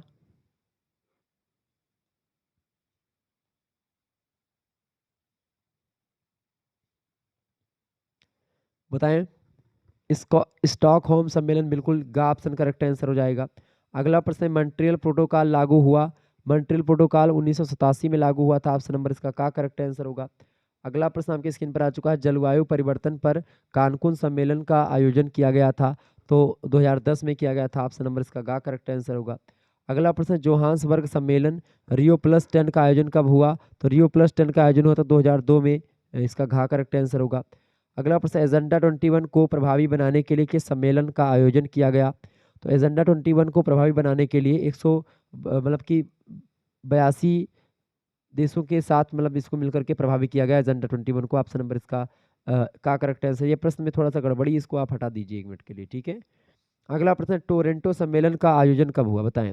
टोरंटो सम्मेलन का आयोजन 1988 में हुआ था। ऑप्शन नंबर घ करेक्ट आंसर होगा। अगला प्रश्न है, ओजोन परत के संरक्षण के लिए कौन सा सम्मेलन आयोजित हुआ था? तो ओजोन परत के सम्मेलन के लिए वियना सम्मेलन हुआ था। वियना सम्मेलन ऑप्शन नंबर इसका का करेक्ट आंसर होगा। अगला प्रश्न है, गोल्डमैन पर्यावरण पुरस्कार किस वर्ष प्रारंभ किया गया? तो गोल्डमैन पर्यावरण पुरस्कार 1989 में। ऑप्शन नंबर घ करेक्ट आंसर होगा। प्रश्न है, प्रथम भारतीय जिसे गोल्डन पुरस्कार से नवाजा गया? तो मेधा पाटेकर। ऑप्शन नंबर इसका घ करेक्ट आंसर होगा। अगला प्रश्न, इंदिरा गांधी पर्यावरण पुरस्कार की स्थापना किस वर्ष की गई? इंदिरा गांधी पर्यावरण पुरस्कार की स्थापना 1987 में करी गई थी। ऑप्शन नंबर इसका ख करेक्ट आंसर होगा। अगला प्रश्न आपकी स्क्रीन पर आ चुका है, फटाफट से आप देखेंगे। ये सब प्रश्न आपकी परीक्षा के लिए बहुत ही महत्वपूर्ण है। गूगल ने एडवर्ड्स की कब शुरू किया? बताएं। गूगल ने एडवर्ड्स कब शुरू किया? तो गूगल ने एडवर्ड्स की शुरुआत जो करी थी वो देखिए 2000 में लॉन्च कर दिया था गूगल एड्स कि एडवर्ड्स, लेकिन ये 2004 में मुख्य रूप से शुरू किया गया था। Option number D correct answer होगा। अगला क्वेश्चन है, अमेजन ने अपने ग्राहकों के लिए अमेजोन प्राइम सेवा कब आरंभ करी? तो अमेजन ने अपने ग्राहकों के लिए अमेजोन प्राइम की जो सेवा आरंभ करी वो 2005 में आरंभ करी। ऑप्शन नंबर इसका डी करेक्ट आंसर होगा। अगला क्वेश्चन है, दस्तकारी तथा पुराने कीमती सामान ऑनलाइन बेचने खरीदने के लिए स्टी मार्केट प्लेस कब शुरू किया गया? तो स्टी मार्केट प्लेस जो शुरू किया गया वो 2005 में शुरू किया गया था। ऑप्शन नंबर इसका ए करेक्ट आंसर होगा। आगे देखेंगे, अगला क्वेश्चन आपकी स्क्रीन पर आ चुका है। बहुत ही महत्वपूर्ण प्रश्न है आपकी परीक्षा के लिए, इंपॉर्टेंट है। प्रश्न है, स्क्वायर कामा आईएनसी की शुरुआत कब हुई? स्क्वायर कामा आईएनसी की शुरुआत कब हुई? 2009 में हुई थी। ऑप्शन नंबर इसका सी करेक्ट आंसर होगा। अगला प्रश्न, फेसबुक में स्पॉन्सर्ड स्टोरीज नाम से विज्ञापन कब शुरू किया गया? तो फेसबुक ने स्पॉन्सर्ड स्टोरीज के नाम से विज्ञापन 2011 से शुरू किया था। ऑप्शन नंबर इसका बी करेक्ट आंसर होगा। अगला प्रश्न, स्ट्रिप की शुरुआत कब हुई? बताएं। स्ट्रिप की शुरुआत हुई थी 2000 कब हुई थी? 2012, 2011, 2013 या 2010? स्ट्रिप की शुरुआत हुई थी 2010 में। ऑप्शन नंबर इसका ए करेक्ट आंसर होगा। अगला प्रश्न है, एप्पल पे को मोबाइल पेमेंट के लिए शुरू किया गया? एप्पल पे को मोबाइल पेमेंट के लिए कब शुरू किया गया था? मोबाइल पे के लिए 2014 से शुरू किया गया। ऑप्शन नंबर इसका डी करेक्ट आंसर होगा। अगला प्रश्न है, जेट.com की शुरुआत कब हुई? बताएं। जेट.com की शुरुआत 2014 से हुई है। ऑप्शन नंबर इसका ए करेक्ट आंसर होगा। अगला प्रश्न, इंस्टाग्राम शॉपेबल पोस्ट प्रस्तुत किया गया कब? 2017 से प्रस्तुत किया गया। Option number D correct answer होगा इसका। अगला प्रश्न, रिलायंस रिटेल द्वारा जियो मार्ट की शुरुआत कब की गई? रिलायंस रिटेल के द्वारा जियो मार्ट की शुरुआत 2020 में करी गई। ये बात ध्यान रखेंगे। देखिए, अच्छा, पेपाल के ऑनलाइन पेमेंट सिस्टम कब शुरू किया गया था? 1998 से। ऐसे तमाम प्रकार के प्रश्न आपसे पूछा जा सकते हैं आपकी परीक्षा के लिए, बहुत ही इंपॉर्टेंट है। ओके,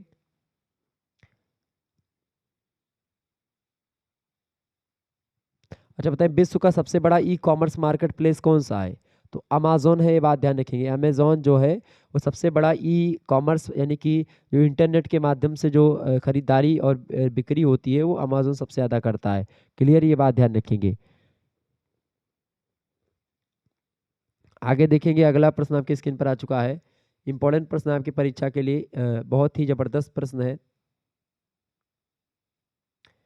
बताइए, कितने डेसिबल से अधिक ध्वनि मानव के कान को क्षति पहुंचा सकती है? तो बिल्कुल आप सभी का करेक्ट आंसर आप सभी लोग लगा रहे हैं। लगभग 90 डेसिबल से अधिक जो ध्वनि होती है वो मानव कान को क्षति पहुंचा सकती है। ऑप्शन नंबर इसका बी करेक्ट आंसर होगा। अगला प्रश्न, कितने डेसिबल से अधिक ध्वनि घातक होती है? तो कितने डेसिबल? बिल्कुल 90 डेसिबल से अधिक ध्वनि घातक होती है। Option number A correct answer होगा। कितने डेसिबल से अधिक ध्वनि घातक होती है? तो 90, यहाँ पर 90 कर लेंगे, डी ऑप्शन। ग्लोबल वार्मिंग का कारण क्या है? ग्लोबल वार्मिंग का कारण क्या है? कार्बन डाइऑक्साइड में वृद्धि हो रही है। ये देखें, कार्बन डाइऑक्साइड की जो है सबसे ज़्यादा इंपॉर्टेंट गैस होती है वैश्विक तापन के लिए, वातावरण को सबसे ज़्यादा गर्म करती है गैस कौन सी? Carbon dioxide. सबसे ज़्यादा अगर बात की जाए वातावरण को प्रदूषित करने वाली गैस तो कार्बन मोनोऑक्साइड यानी CO होती है।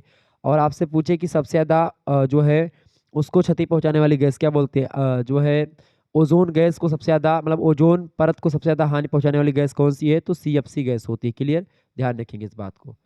यानी कि क्लोरोफ्लोरोकार्बन रेफ्रिजरेटर और फ्रीज वगैरह से निकलती हैं। ठीक है, रेफ्रिजरेटर AC इन सभी से निकलती हैं वो गैसें। वायु प्रदूषण का कारण क्या है? ध्वनि, धुआं या कीटनाशकों का प्रयोग?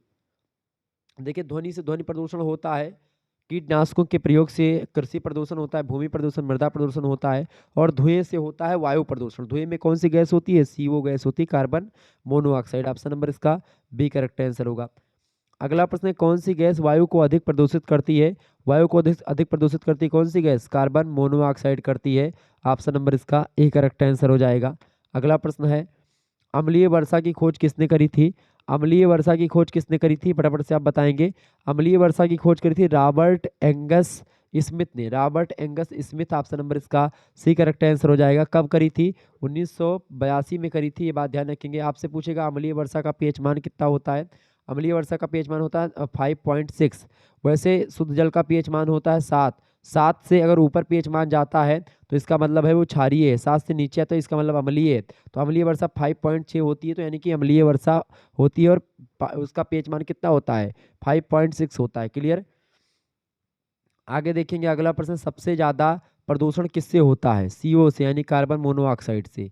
अगला प्रश्न, ध्वनि प्रदूषण की मतलब कितनी डेसिबल ध्वनि से होता है? ध्वनि प्रदूषण कितनी डेसिबल ध्वनि से होता है? 80 से 90 डेसिबल की ध्वनि जो होती है ध्वनि प्रदूषण मानी जाती है। अगला प्रश्न है, स्मोक सिटी ऑफ इंडिया की उपमा किसे दी जाती है? बहुत महत्वपूर्ण प्रश्न है। स्मोक सिटी ऑफ इंडिया की उपमा दी जाती है, स्मोक सिटी ऑफ इंडिया कहा जाता है किस शहर को? कोलकाता को। ऑप्शन नंबर इसका बी करेक्ट आंसर होगा। अगला प्रश्न है, भारत सरकार ने पर्यावरण विभाग की स्थापना कब की? भारत सरकार ने पर्यावरण विभाग की स्थापना कब करी? 1980 में भारत सरकार ने पर्यावरण विभाग की स्थापना करी। ऑप्शन नंबर इसका ए करेक्ट आंसर था। अगला प्रश्न है, भारत सरकार के द्वारा पर्यावरण संरक्षण अधिनियम कब पारित किया गया? बहुत महत्वपूर्ण प्रश्न है, 1986 में पारित किया गया। Option number B correct answer होगा इसका। विश्व में हरित गैसों में भारत का अधिभाग कितना है? देखें, इस समय तो भारत चौथे नंबर पर आ चुका है, तो इसमें चौथा नंबर ऑप्शन नंबर जो है इसमें नहीं दिया है, तो यहाँ पर तीसरे या चौथा, चौथा कर लेंगे, तीसरे के स्थान पर सी कर। ठीक है, आगे देखेंगे अगला क्वेश्चन आपकी स्क्रीन पर आ चुका है। देखिए, प्रश्न इंपॉर्टेंट है, सर्वाधिक भूतापन बढ़ाती है कौन सी गैस? भूतापन मतलब वैश्विक तापन कौन बढ़ाती है? वैश्विक तापन बढ़ाने के लिए जिम्मेदार गैस कौन सी है? देखें, आपकी कार्बन डाइऑक्साइड जो है वो सर्वाधिक भूतापन यानी वैश्विक तापन को बढ़ाने के लिए जिम्मेदार गैस है। ये बात ध्यान रखेंगे, इंपॉर्टेंट प्रश्न है आपकी परीक्षा की दृष्टि से, और ये प्रश्न आपकी परीक्षा में आएगा, ये बात ध्यान रखेंगे। तो सबसे ज़्यादा जिम्मेदार गैस कौन है भूतापन को बढ़ाने के लिए? वो है CO2 यानी कार्बन डाइऑक्साइड, ये बात ध्यान रखेंगे। सबसे ज़्यादा उसको क्षति पहुंचाने वाली गैस कौन सी है? CFC जो है वो सबसे ज़्यादा, यानी क्लोरोफ्लोरोकार्बन जो गैस है आपकी, वो गैस क्या करती है? वो सबसे ज़्यादा किसको मतलब कि पहुंचाती है वो? ठीक है, बताएं, वो सबसे ज़्यादा किसको पहुंचाती है? सर्वाधिक भूतापन बढ़ाने वाली गैस कार्बन डाइऑक्साइड है। ओजोन परत को सबसे ज़्यादा क्षरण करने वाली गैस है मतलब कि कार्बन क्लोरोफ्लोरोकार्बन CFC जिसको आप बोलते हैं, ये बात ध्यान रखेंगे। तो इसका करेक्ट आंसर क्या हो जाएगा? सर्वाधिक भूतापन बढ़ाती है carbon dioxide, A option correct answer होगा। अगला प्रश्न है, मेघ गर्जन का औसत ध्वनि स्तर कितना होता है? बताएं। मेघ गर्जन मतलब जब बादल गरजते हैं, बादल जब गरजते हैं तो वो कितनी आवाज़ निकलती है? 120 डेसिबल की आवाज़ निकलती है बादल के गरजने से, ये बात ध्यान रखेंगे। डी ऑप्शन करेक्ट आंसर होगा। अगला प्रश्न है, पृथ्वी पर सबसे ऊंचा वृक्ष जात है? तो पृथ्वी पर सबसे ऊंचा वृक्ष जात जो है वो रेडवुड मतलब कि होता है। Option number A correct answer हो जाएगा। अगला क्वेश्चन है, अंग्रेजी शब्द इन्वायरमेंट किस भाषा से बना हुआ है? तो अंग्रेजी शब्द इन्वायरमेंट जो बना हुआ है वो फ्रेंच भाषा से बना हुआ है। ऑप्शन नंबर इसका सी करेक्ट आंसर होगा। अगला प्रश्न, जैव विविधता शब्द का प्रयोग सबसे पहले किसने किया था?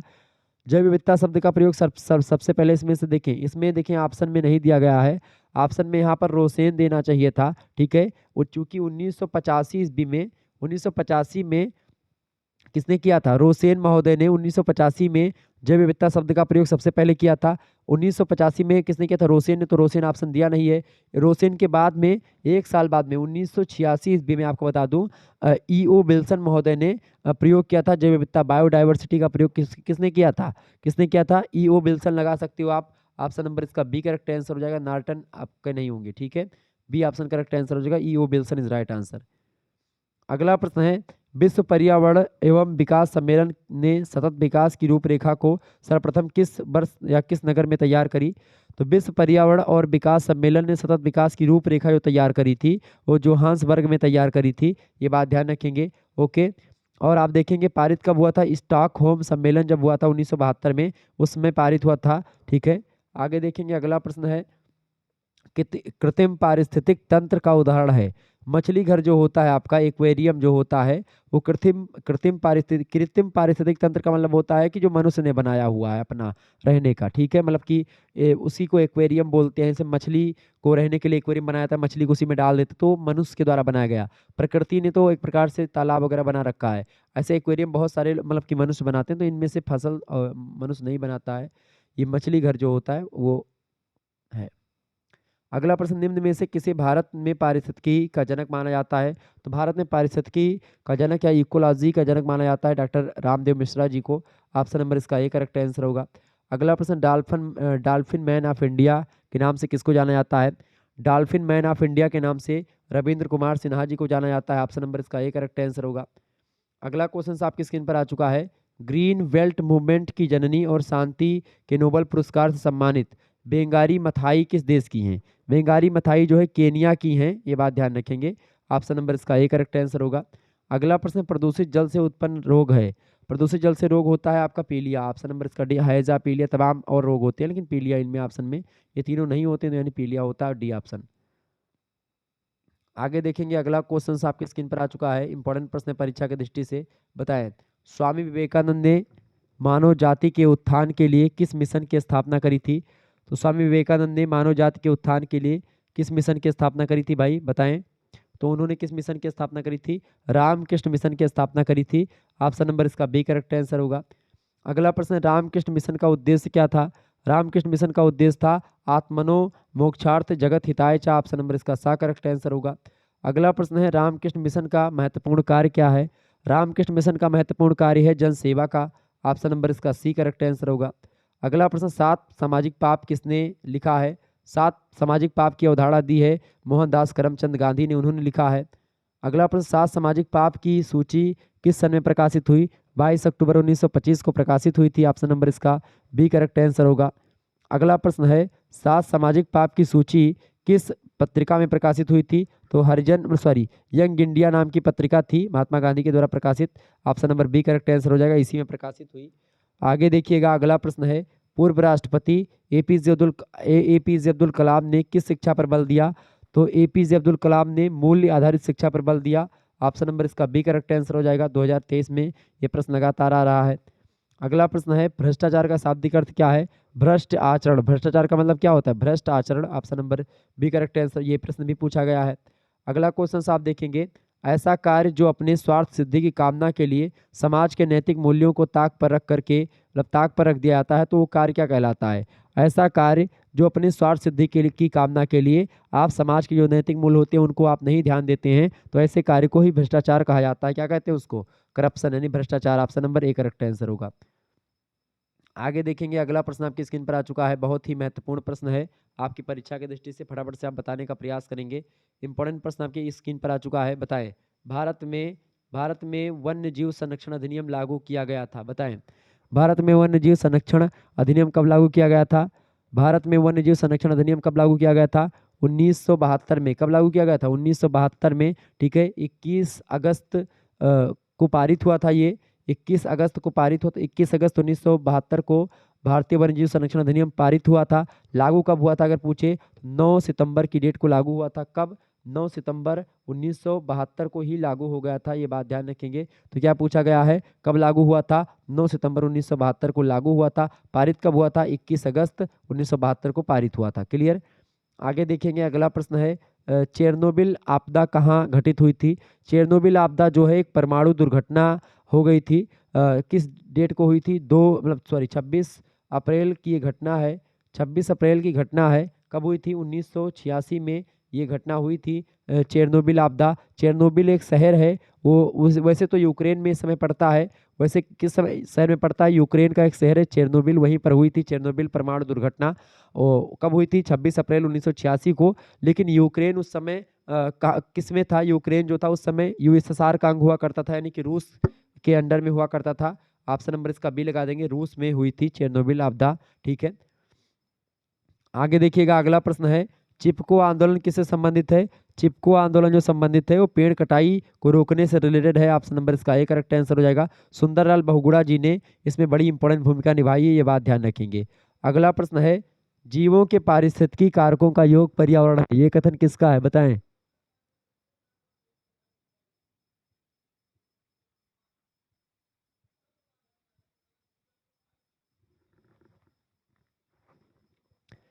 जीवों के पारिस्थितिकी कारकों का योग पर्यावरण है, ये कथन किसका है बताएं। तो जीवों के पारिस्थितिक कारकों का योग पर्यावरण है, ये कथन किसका है, फिटिंग का है। ऑप्शन नंबर इसका ए करेक्ट आंसर हो जाएगा। बहुत महत्वपूर्ण प्रश्न है, ध्यान रखेंगे इस बात को। अगला प्रश्न है 1952 ईस्वी का लंदन स्मोक कैसी घटना है। 1952 ईस्वी में जो लंदन स्मोक की घटना हुई थी, ये एक वायु प्रदूषण की घटना है। लगभग 5 दिनों तक जो है लंदन में कोहरा जो है एकदम से छाया रहा था। ठीक है, स्मोक जो था धुआं टाइप का। ऑप्शन नंबर इसका डी करेक्ट आंसर होगा। अगला प्रश्न है वैश्विक तापन उत्पन्न होता है। वैश्विक तापन उत्पन्न होता है किससे, CH4 से, CO2 और से और जलवाष्प से। बिल्कुल ठीक, डी ऑप्शन करेक्ट आंसर हो जाएगा। वैश्विक तापन जो होता है ये सब ग्रीन हाउस गैसेस हैं, और ग्रीन हाउस गैसेस से वैश्विक तापन उत्पन्न होता है। तो इसका करेक्ट आंसर क्या हो जाएगा, डी ऑप्शन इन तीनों से। ठीक है। अगला प्रश्न, निम्नलिखित में से कौन सा वन पृथ्वी के फेफड़ों के रूप में जाना जाता है। बहुत ही महत्वपूर्ण प्रश्न है। अमेजन वर्षा वन, टैगा वन, पूर्वोत्तर भारत के वर्षा वन, टुंड्रा वन। तो करेक्ट आंसर क्या हो जाएगा, पृथ्वी के फेफड़ों के रूप में अमेजन वर्षा वन को जाना जाता है। पृथ्वी का 20% ऑक्सीजन जो होता है वो यहीं से अमेजन वर्षा वनों से प्राप्त होता है। अमेजन के जंगल एक प्रकार से बहुत घने होते हैं। ठीक है, यहाँ पर हमेशा बारिश होती है, सूर्य हमेशा यहाँ पर लंबवत होता है, और यहाँ पर ये उष्णकटिबंधीय टाइप का वन है, ये बात भी ध्यान रखेंगे। अगला प्रश्न है प्रथम अंतर्राष्ट्रीय पर्यावरण सम्मेलन कहाँ पर हुआ था। प्रथम अंतर्राष्ट्रीय पर्यावरण सम्मेलन जो हुआ था वो कहाँ पर हुआ था।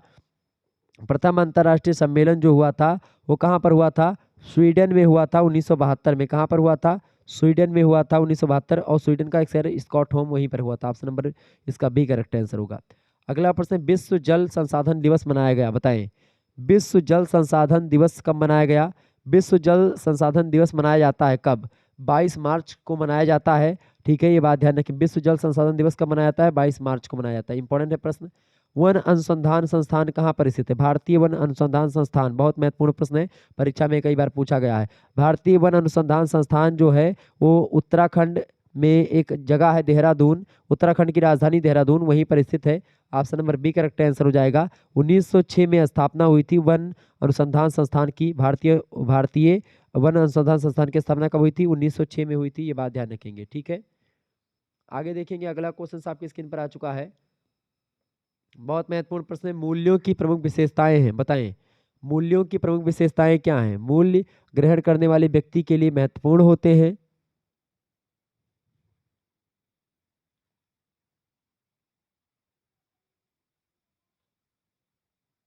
प्रश्न क्या पूछा गया है, मूल्यों की विशेषताएं हैं। मूल्यों की विशेषताएं क्या हैं बताएं। तो मूल्य क्या होते हैं, मूल्य जो होते हैं, मूल्य ग्रहण करने वाले व्यक्तियों के लिए महत्वपूर्ण भी होते हैं, अभिव्यक्ति के द्वारा व्यक्त भी किया जा सकता है, और वांछनीय और संतुष्टि प्रदान करने वाले होते हैं। बिल्कुल करेक्ट आंसर हो जाएगा, उपरोक्त सभी करेक्ट आंसर होगा इसका। अगला क्वेश्चन है, मूल्यों की प्रकृति होती है। मूल्यों की प्रकृति धनात्मक भी होती है और ऋणात्मक भी होती है। ऑप्शन नंबर सी लगा देंगे, ए और बी दोनों टाइप की होती है। तो इसका करेक्ट आंसर क्या हो जाएगा, सी ऑप्शन। अगला प्रश्न है, बच्चों में मूल्यों के निर्माण का दायित्व किसका होता है। तो परिवार का होता है। परिवार जो होता है बच्चों को मूल्य सिखाते हैं।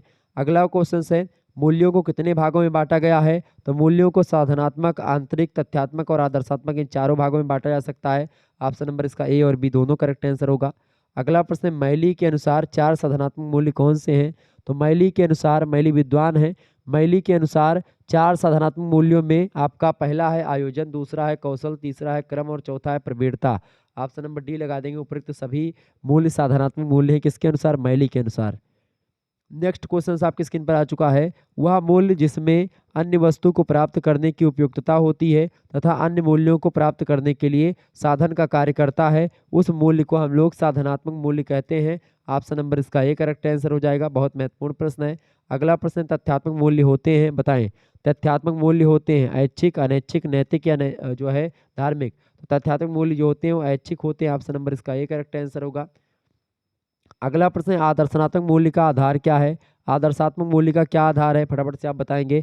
आदर्शात्मक मूल्य का आधार जो होता है धार्मिक आधार होता है। ऑप्शन नंबर इसका बी करेक्ट आंसर होगा।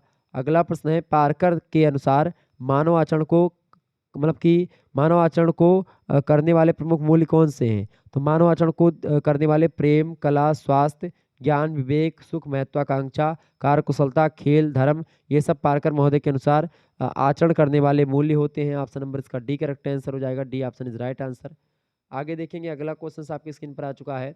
बहुत ही महत्वपूर्ण प्रश्न है परीक्षा की दृष्टि से, ध्यान रखेंगे इस प्रश्न को। ठीक है, प्रश्न आ चुका है। प्रश्न है, विश्व में रामसर, रामसर मतलब आर्द्रभूमि, आर्द्रभूमि संधि कब की गई? बताएं। रामसर शहर में करी गई थी, बताएं फटाफट से आप बताएंगे। प्रश्न इंपॉर्टेंट है आपकी परीक्षा की दृष्टि से, इंपॉर्टेंट प्रश्न पूछा गया है। प्रश्न क्या पूछा गया है? विश्व में रामसर आर्द्रभूमि संधि कब की गई? बताएं, फटाफट से आप बताने का प्रयास करेंगे। विश्व में रामसर आर्द्रभूमि जो संधि की गई थी वो कब की गई थी? 1980, 1989 या 1985 या 1982? करेक्ट आंसर क्या हो जाएगा इसका?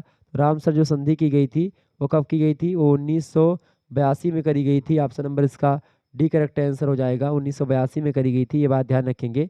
और 1982 में भारत ने इस पर हस्ताक्षर जरूर किया था, लेकिन विश्व में जो आर्द्रभूमि संधि जो करी गई थी वो करी गई थी 2 फरवरी 1971 को, ये बात भी ध्यान रखेंगे। 1971 में हो गया था विश्व आर्द्रभूमि दिवस मनाया जाता है 2 फरवरी को, ये बात ध्यान रखें। तो आपसे पूछे विश्व आर्द्रभूमि दिवस कब मनाते हैं, तो 2 फरवरी को मनाते हैं, जो किसी डेट को 1971 ईस्वी में वो स्थापना हुई थी, जो है आर्द्रभूमि की स्थापना हुई थी, लेकिन भारत ने उस पर हस्ताक्षर किए थे 1982 में। तो प्रश्न यही पूछा गया कि भारत के ने कब संधि करवाई, तो करी थी, तो डी ऑप्शन इसका 1982 होगा। अगला प्रश्न, ओजोन परत संरक्षण के लिए अंतर्राष्ट्रीय दिवस मनाया जाता है। ओजोन परत संरक्षण के लिए अंतर्राष्ट्रीय दिवस जो मनाया जाता है वो मनाया जाता है 16 सितंबर को। ऑप्शन नंबर इसका ए करेक्ट आंसर होगा। अगला प्रश्न है, विश्व पर्यावरण दिवस मनाया जाता है। विश्व पर्यावरण दिवस जो मनाया जाता है 5 जून को मनाया जाता है। ऑप्शन नंबर इसका ए करेक्ट आंसर होगा। अगला प्रश्न है, 19 नवंबर को कौन सा दिवस मनाया जाता है इनमें से? राष्ट्रीय आपदा दिवस 19 नवंबर को मनाया जाता है। वैसे 19 नवंबर को और तमाम सारे दिवस मनाए जाते हैं, लेकिन इनमें से राष्ट्रीय आपदा दिवस मनाया जाता है 19 नवंबर को। अगला प्रश्न है, भोपाल गैस त्रासदी का वर्ष है। भोपाल गैस त्रासदी जो हुई थी वो 2 से 3 दिसंबर की डेट को हुई थी। रात में हुई थी, 2 की रात में, और 3 की मतलब कि इसीलिए 3 कहते हैं कभी कभी 2। वैसे 2 ही डेट उसकी मुख्य होती है। रात्रि में हुई थी भोपाल में, मध्य प्रदेश की मतलब कि राज्य भोपाल वहीं पड़ता है मध्य प्रदेश में, तो वहीं पर हुई थी। और आपको बता दूं, यूनियन कार्बाइड कीटनाशक फैक्ट्री, उसी में ये मतलब की जो गैस लीक हो गई थी हानिकारक, उसकी वजह से हुई थी 2 से 3 दिसंबर को रात्रि में 1984 में। ऑप्शन नंबर इसका सी करेक्ट आंसर होगा। अगला प्रश्न है, पृथ्वी दिवस कब मनाया जाता है? बहुत महत्वपूर्ण प्रश्न है। पृथ्वी दिवस 22 अप्रैल को मनाया जाता है, ये ऑप्शन करेक्ट आंसर होगा इसका। अगला प्रश्न है, विश्व आर्द्रभूमि दिवस कब मनाया जाता है? विश्व आर्द्रभूमि दिवस 2 फरवरी को मनाते हैं। Option number B correct answer होगा। अगला प्रश्न है, अंतर्राष्ट्रीय जल सहयोग वर्ष किस वर्ष मनाया गया? अंतर्राष्ट्रीय जल सहयोग वर्ष मनाया गया था 2013 में। Option number C correct answer होगा इसका। अगला प्रश्न है, अंतर्राष्ट्रीय वन वर्ष कब मनाया गया? अंतर्राष्ट्रीय वन वर्ष 2011 को मनाया गया। Option number B correct answer होगा इसका। अगला प्रश्न है, अंतर्राष्ट्रीय जैव विविधता वर्ष कब मनाया गया? अंतर्राष्ट्रीय जैव विविधता वर्ष 2010 में मनाया गया। ऑप्शन नंबर इसका ए करेक्ट आंसर होगा। अगला प्रश्न है, कॉन्सेप्ट ऑफ इकोलॉजी ग्रंथ को कार्मेंडी ने किस वर्ष प्रकाशित किया? तो कॉन्सेप्ट ऑफ इकोलॉजी ग्रंथ को कार्मेंडी ने 1942 में प्रकाशित किया था। ऑप्शन नंबर इसका सी करेक्ट आंसर होगा। अगला प्रश्न है, अंतर्राष्ट्रीय मरुस्थल वर्ष किस वर्ष मनाया गया? तो अंतर्राष्ट्रीय मरुस्थल वर्ष 2006 को मनाया गया था। ऑप्शन नंबर इसका ए करेक्ट आंसर होगा। बढ़िया प्रश्न आपकी परीक्षा की दृष्टि से। आगे देखेंगे, अगला क्वेश्चन आपकी स्क्रीन पर आ चुका है, देखेंगे, बहुत ही महत्वपूर्ण प्रश्न है। कर्मचारी मूल्य, ग्राहक मूल्य, आपूर्तिकर्ता मूल्य, चैनल भागीदारी मूल्य आदि किन मूल्यों के अंतर्गत आते हैं? बताइएगा, इसका करेक्ट आंसर क्या हो जाएगा? इंपॉर्टेंट प्रश्न है आपकी परीक्षा की दृष्टि से। बताइए, कर्मचारी मूल्य, ग्राहक मूल्य, आपूर्तिकर्ता मूल्य, चैनल भागीदारी मूल्य, ये सब मूल्य किसके अंतर्गत आते हैं? तो ये सब आर्थिक मूल्य के अंतर्गत आते हैं। ऑप्शन नंबर इसका बी करेक्ट आंसर हो जाएगा। अगला प्रश्न है, एक फर्म के आंतरिक और बाहरी दोनों तरह, फर्म माने उद्योग, तो एक उद्योग के या कंपनी, तो एक उद्योग के या फर्म के आंतरिक और बाहरी दोनों तरह संबंधों के नेटवर्क को किस नाम से जाना जाता है? तो किस नाम से जानते हैं उसको? वैल्यू नेटवर्क के नाम से जानते हैं। ऑप्शन नंबर इसका सी करेक्ट आंसर होगा। अगला क्वेश्चन आपकी स्क्रीन पर आ चुका है, व्यवसायिक मूल्य के प्रारंभिक प्रस्तावक कौन थे?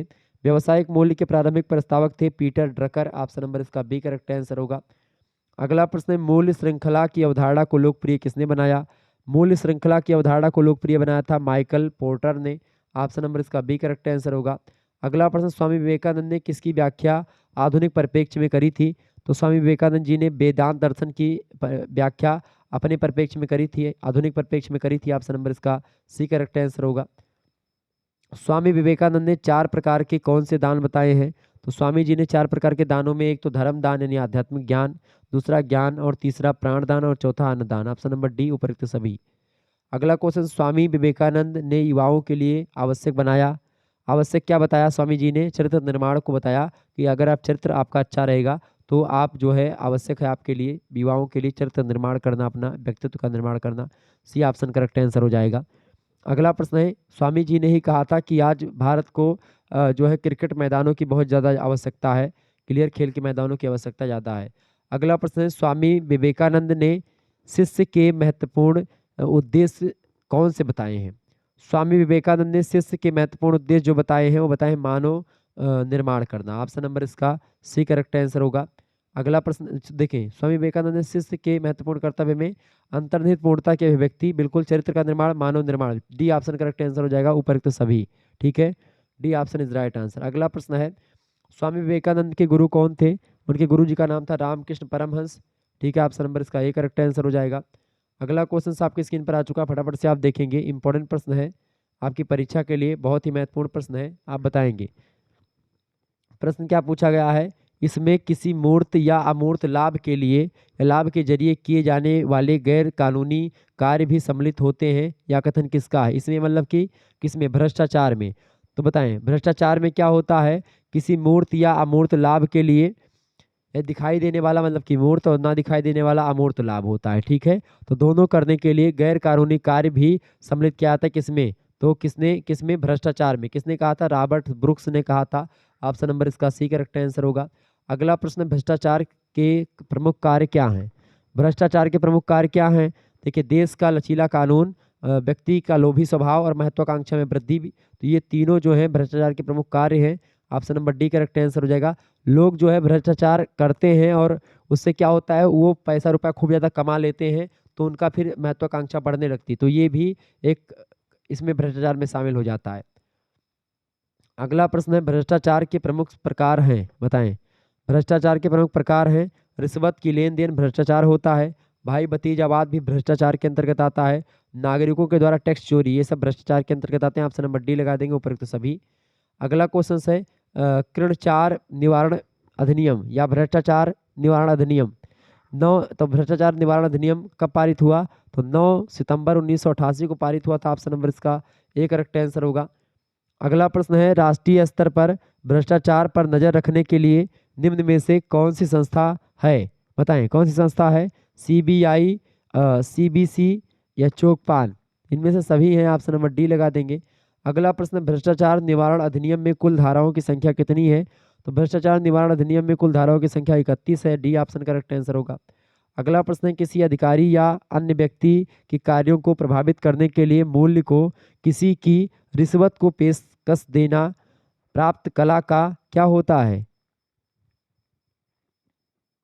अपमान करना होता है, कहलाता, तो रिश्वत कहलाता है, उसी को रिश्वत बोलते हैं। ठीक है, ऑप्शन नंबर इसका एक करेक्ट आंसर हो जाएगा। अगला प्रश्न है, सोशल मीडिया अभिन्न अंग है किसका?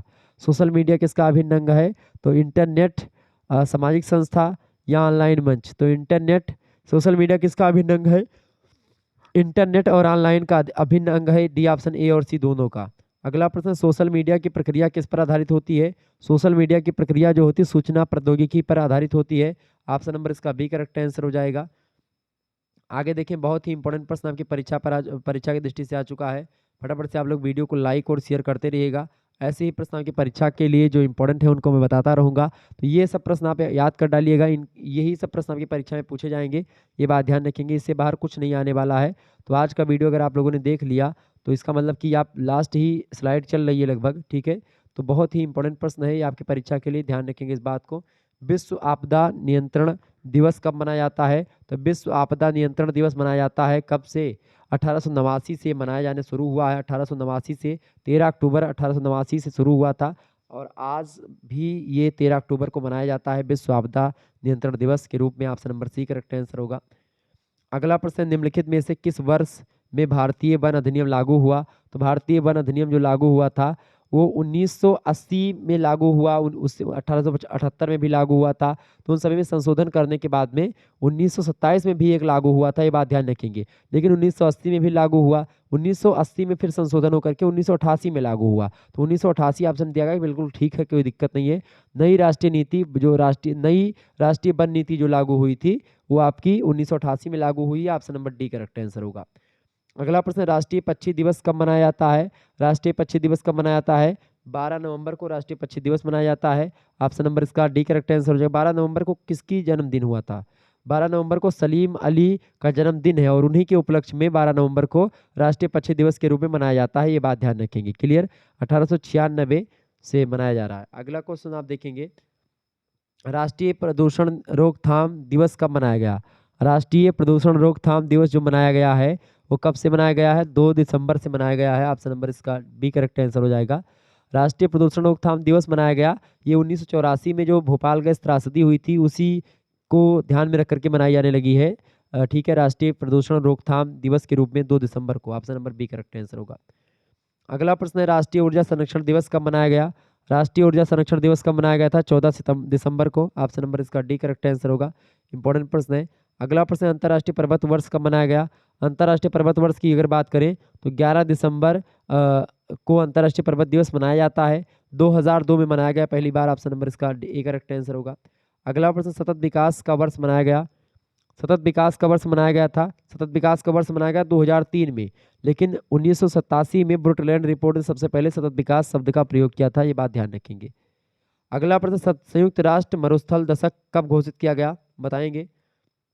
संयुक्त राष्ट्र मरुस्थल दशक कब घोषित किया गया? 2011 से 2020 तक संयुक्त राष्ट्र मरुस्थल दशक घोषित किया गया। ऑप्शन नंबर इसका बी करेक्ट आंसर होगा। अगला प्रश्न है, संयुक्त राष्ट्र संघ का जैव विविधता दशक कब घोषित किया गया? संयुक्त राष्ट्र का जैव विविधता दिवस मतलब दशक जो है कब घोषित किया गया? 2011 से 2011 से 2020 तक। ठीक है, ऑप्शन 2011 से 2020। ऑप्शन नंबर इसका ए करेक्ट आंसर हो जाएगा। 1920 यहाँ पर गलत हो गया, 2020 करेंगे। ठीक है, 2011 से 2020।